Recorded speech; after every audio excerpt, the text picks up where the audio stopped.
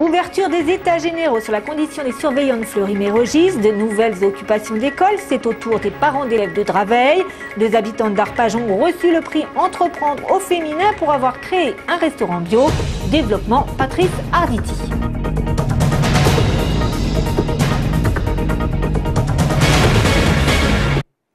Bonsoir, et l'actualité est dominée par des informations concernant les prisons avec le président de la République qui visitait un centre pénitentiaire aujourd'hui, pas chez nous, en Seine-et-Marne.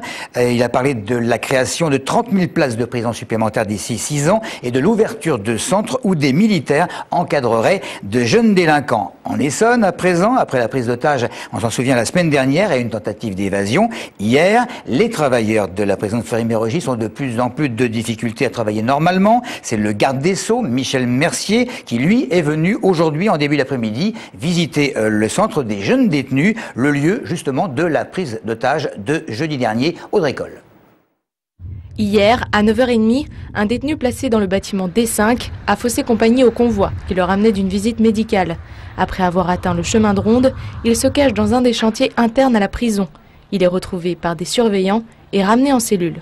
C'est pas étonnant que des événements se succèdent comme ça. En un mois, on a connu 3 tentatives d'évasion, une prise d'otage, des feux de cellules assez importants. Donc c'est pas étonnant parce que en ce moment on est à flux tendu. Cette nouvelle tentative d'évasion intervient quelques jours après la prise d'otage d'un psychologue par un homme de 17 ans en détention dans le centre des jeunes détenus. L'incident s'était terminé sans dommage 5 heures plus tard après l'intervention du GIGN. Des événements qui n'étonnent pas les surveillants de prison. On a en majorité des personnels qui ont entre 2 et 3 ans. Donc c'est franchement pas avantageux pour une structure aussi grande et qui accueille autant de détenus, une surpopulation avec un nombre de détenus qui atteint parfois les 4000.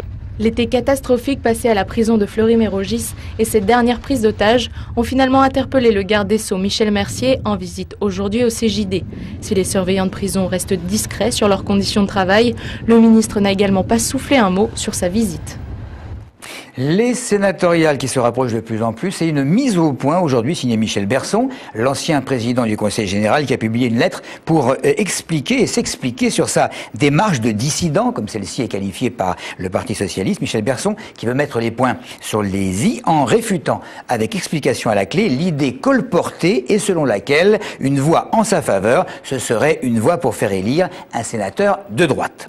Et puis Nicolas Dupont-Aignan, quant à lui, dans le cadre des prochaines présidentielles, poursuit son tour de France pour présenter son programme. Le président de Debout la République, député maire de Hyères, participera demain matin à Paris. Et aux côtés de Jean-Pierre Chevènement et d'Arnaud Montebourg d'ailleurs, un colloque sur l'avenir du libre-échange en Europe. Encore des écoles occupées sur le département à la suite de fermetures de classes. À l'école Jules Ferry de Draveil, les parents d'élèves se relaient tous les jours de 6h à 20h depuis vendredi. Ce matin, aucun enfant ni enseignant n'ont pu mettre un pied dans l'établissement. Les parents essaient, disent-ils, depuis plusieurs jours de rentrer en contact avec l'inspection de l'académie et sans succès. Le maire de la ville, qui est en faveur du maintien de la 9e classe, les reçoit d'ailleurs ce soir pour tenter de trouver une solution. À la rentrée scolaire, il nous fallait 212 enfants pour maintenir une classe ouverte. Au moment du comptage, on n'en avait que 211. Donc pour un seul enfant qui manque, on nous a fermé une classe entière. Et du coup, le remaniement des classes par les enseignants nous amène à avoir 3 doubles niveaux dans l'école. Un petit peu de mieux pour ce qui concerne le manque d'eau dans l'agriculture, dans une partie du département, puisque la préfecture semble satisfaite des précipitations de cet été, qui ont été plus élevées que la moyenne, et a donc décidé de lever toutes les restrictions d'eau pour la Beauce centrale. La nappe y avait subi, on s'en souvient, une forte baisse de ses niveaux, mais pour ce qui concerne les bassins d'Orge, d'Yvette et Juine et de l'Essonne, les restrictions des usages de l'eau en vigueur restent provisoirement maintenues. À propos des conséquences de la sécheresse, l'opération Paille continue dans le département pour aider les fermiers de Corrèze. Des ballots leur sont vendus à des prix cassés, on s'en souvient, afin de les soutenir après la sécheresse justement du printemps dernier. Rappelons que cet été, plusieurs incendies criminels avaient ravagé une partie de la collecte stockée à Étampes et depuis, une sécurité évidemment, vous l'avez vu, était mise en place.